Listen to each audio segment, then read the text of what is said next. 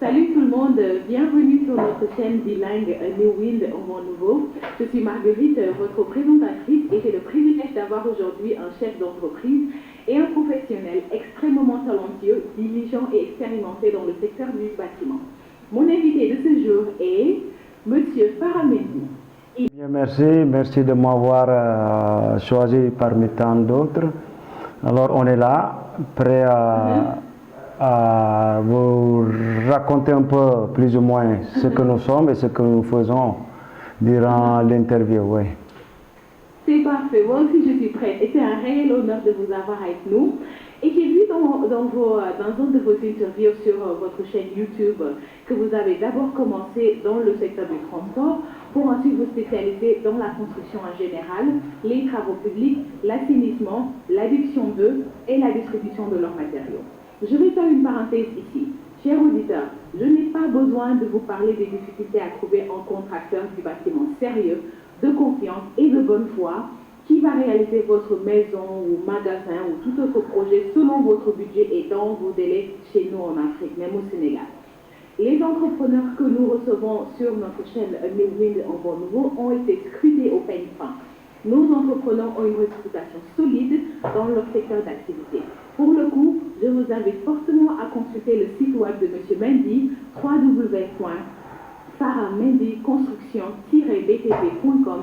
Et sans plus tarder, M. Mendy, rentrons dans le vif du sujet et dites-moi, quel regard ou analyse portez-vous sur le secteur de la construction et des grands travaux au Sénégal?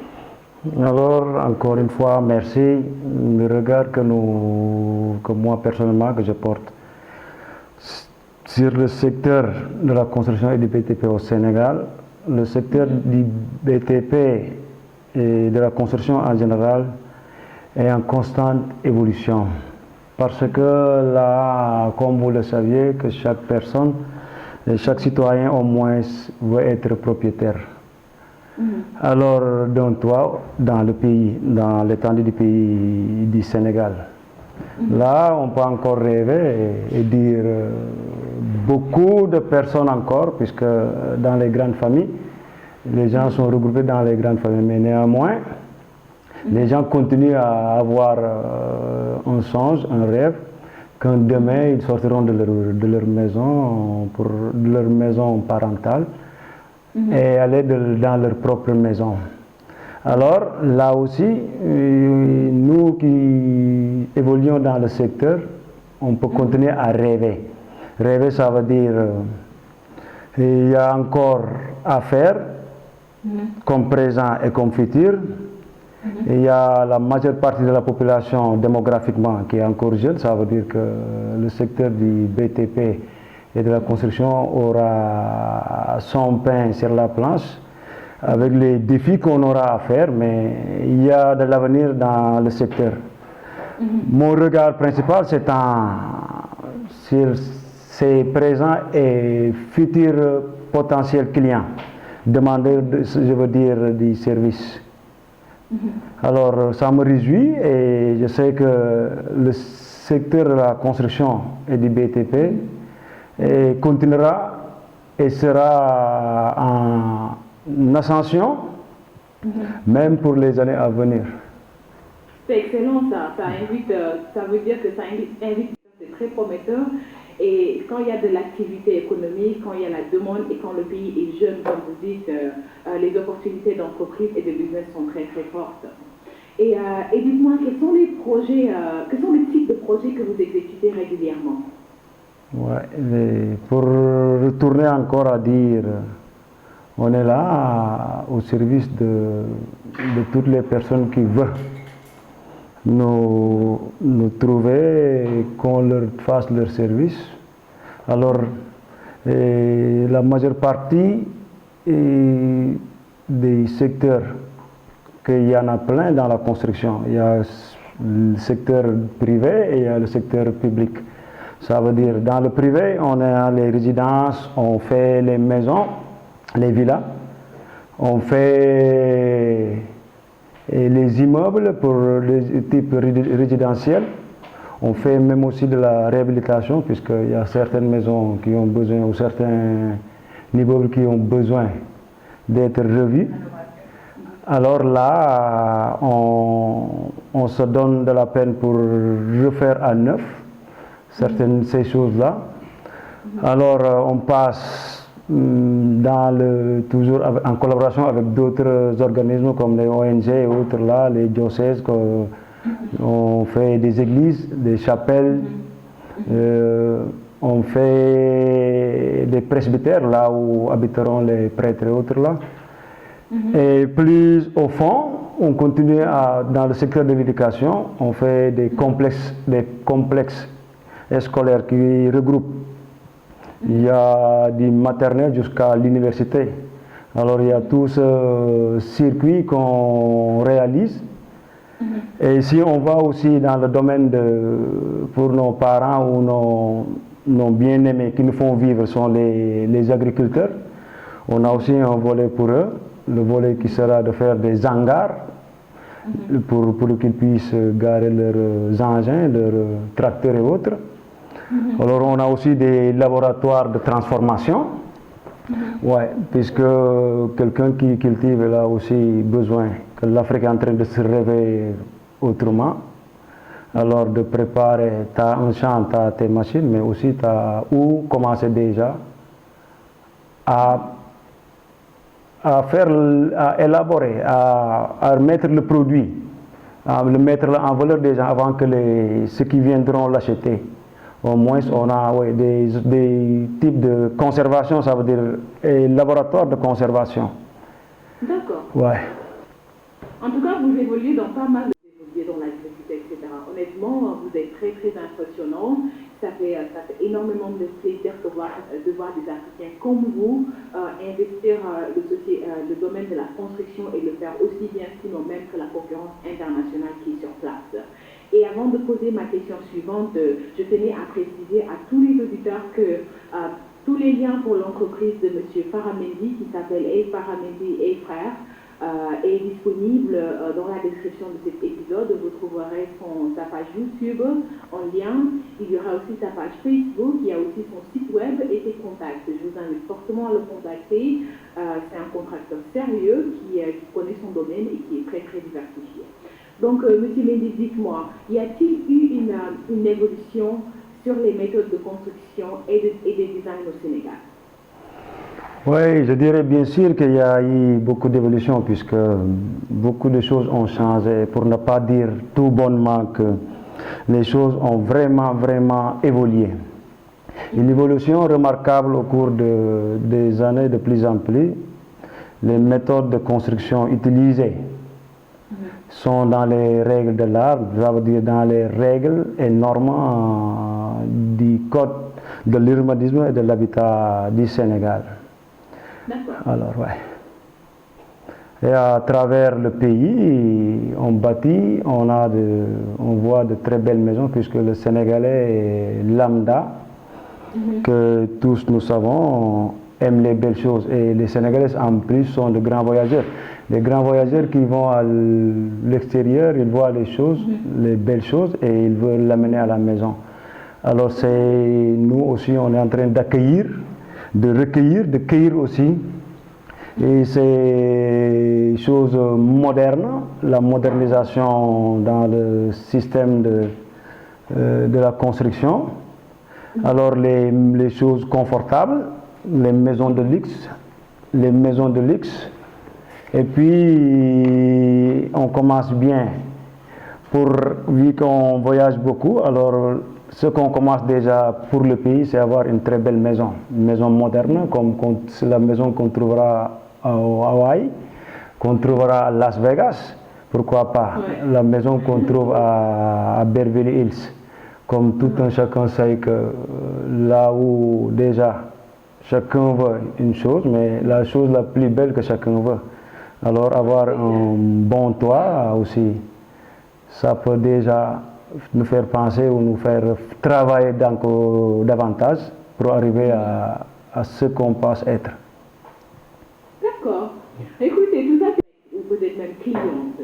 Et je veux construire ma maison. Et je ne sais pas trop, bon, il faut le dire, je vais prendre mon exemple, je ne m'y connais pas trop en construction, c'est pas du tout mon domaine.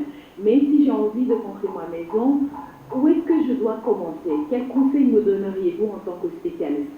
Oui, en tant que spécialiste, il y a des étapes fondamentales qu'on ne peut pas ne pas passer pour avoir un résultat final à la fin.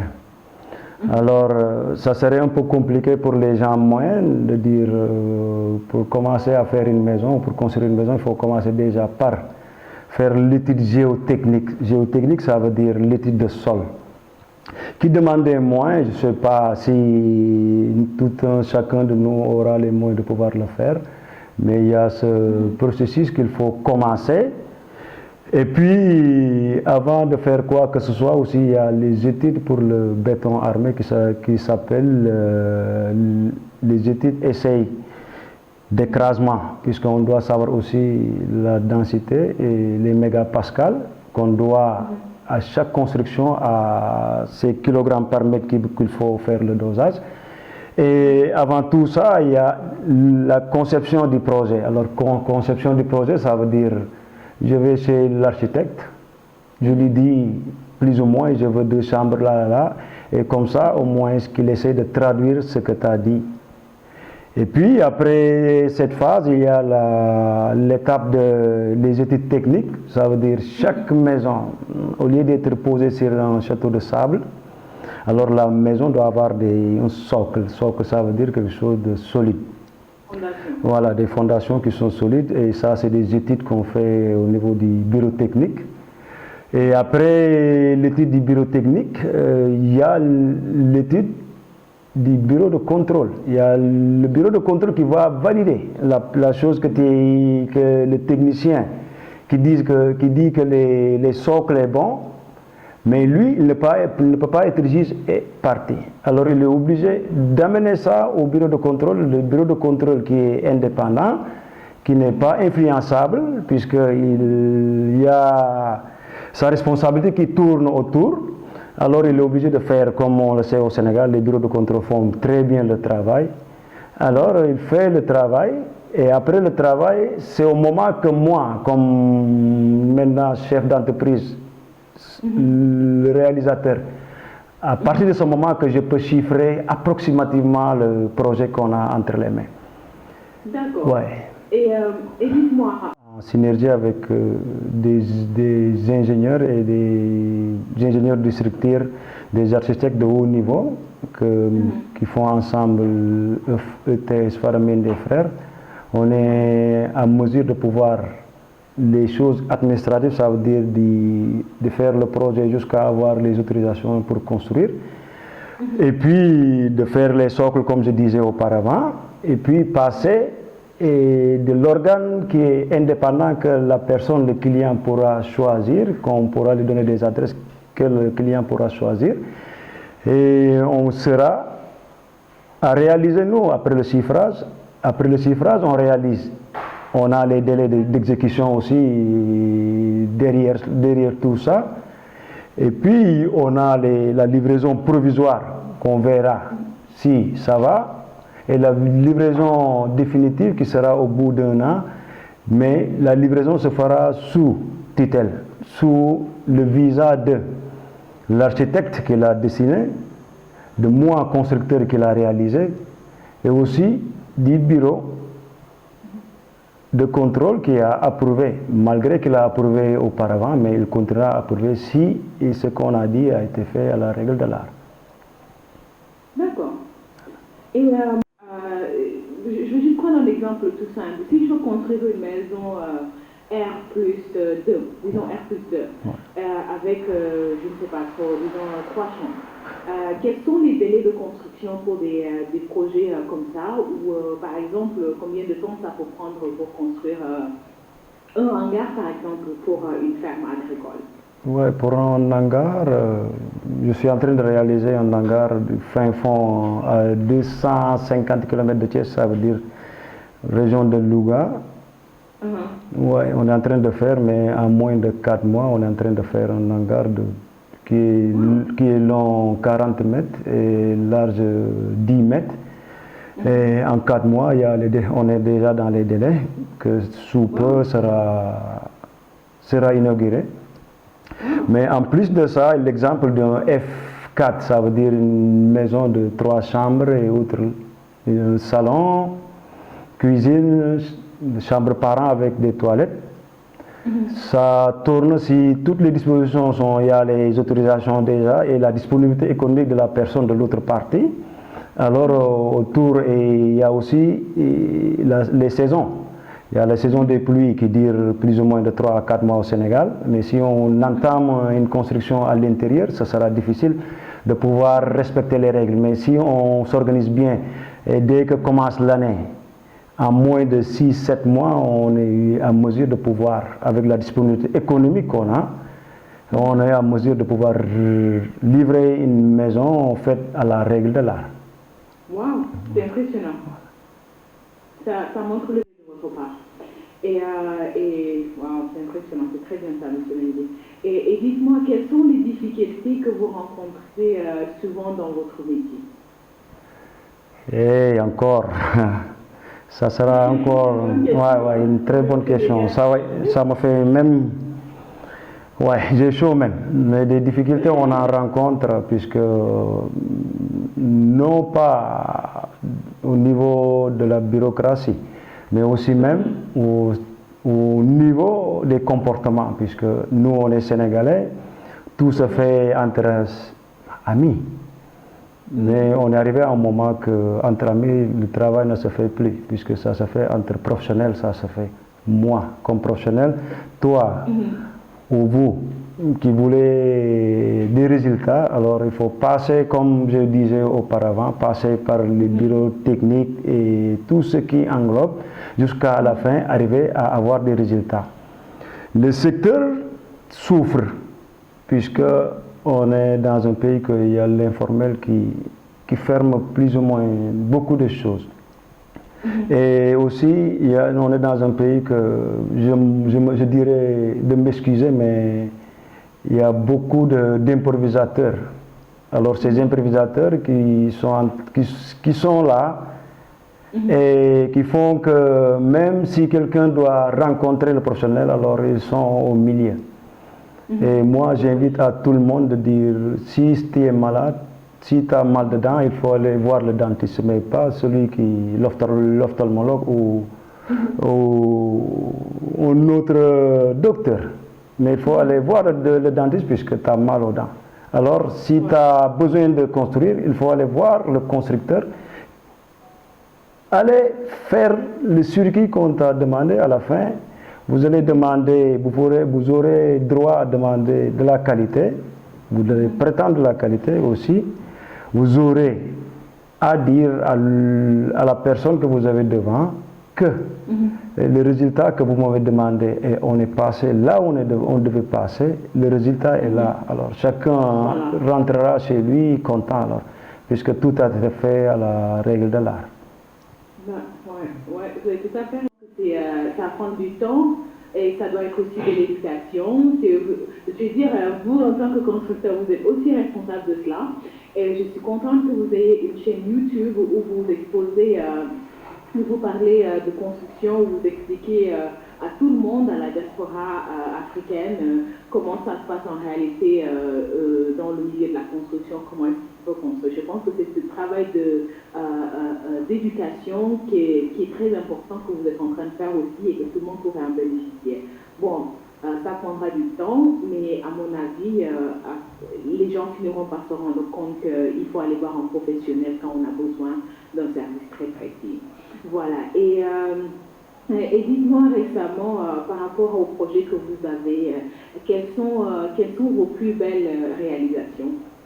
Oui, encore une autre question. Mes plus belles réalisations sont toujours les réalisations que je fais, puisque chaque projet, je le tiens à cœur. Il n'y a pas une plus belle réalisation pour moi, puisque tous les projets que j'ai devant, que les personnes m'ont choisi parmi tant d'autres, mais au cœur. Alors, chaque projet pour moi, c'est un défi à relever. Chaque projet pour moi, c'est de la case à faire l'immeuble le plus grand du monde.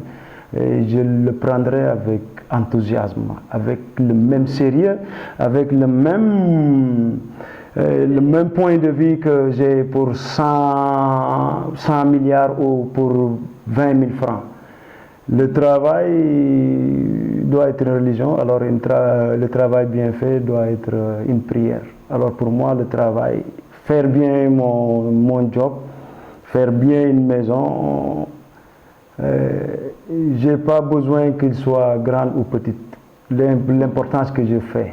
Et je veux faire ce que moi j'aime. Je sais que j'aime faire mon travail, indépendamment que je ne peux pas le faire seul, puisqu'il y a toute une liste qui est derrière, beaucoup de personnes qui tournent autour de moi.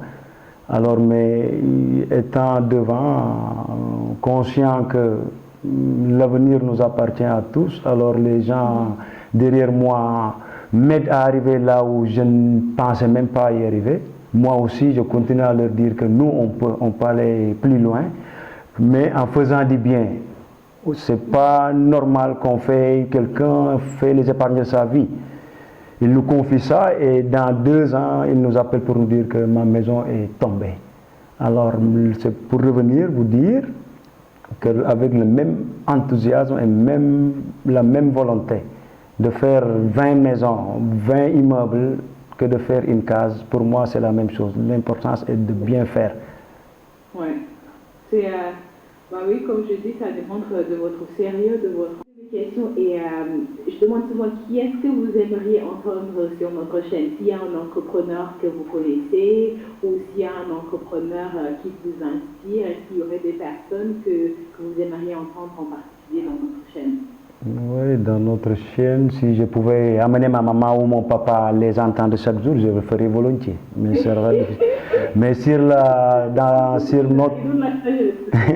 mais sur votre chaîne, j'aimerais entendre une grande personne que moi fait partie de ceux qui m'ont fait arriver jusque-là. Je me suis toujours inspiré de la qualité du travail qu'il a toujours fait, de la personne qu'il est. Je veux nommer le grand monsieur Youssou Ndour, que j'ai toujours admiré, puisque néanmoins que nous vivons dans un pays que tout le monde on parle, mais lui il a toujours su. Il a eu des objectifs dans sa vie, il les a regardés droit dans les yeux, et il a réalisé un à un ces objectifs. Alors moi je veux, et je peux être mieux que lui, je peux faire mieux que lui, je sais que je peux faire mieux que lui. Alors là, lui c'est mon idole, lui, il a fait ce qu'il a dit. Moi aussi je veux faire ce que je dis. Alors Youssou Ndour, je dirais, au passage. Ouais. Ouais. J'imagine si je vous demande c'est qui votre artiste préféré, quelle serait votre réponse? Oui, mon artiste préféré c'est Youssou Ndour qui nous a toujours inculqué de dire travailler, puisque demain on ne sait pas ce qui se passera. Alors demain, on ne sait pas. Moi je suis aujourd'hui, je sais que demain n'existe pas. Dans ma tête même, demain n'existe pas. Mais aujourd'hui pour moi c'est demain. Alors je dois faire ce que j'ai à faire. Et je lance un appel aussi à tous mes frères et sœurs, ma maman et papa, de leur dire qu'on n'a que ça dans la vie, le travail, et il n'y a rien d'autre. Alors, mais le travail bien fait devient quelque chose de... tu es content, puisqu'il n'y a pas beaucoup d'heures pour travailler.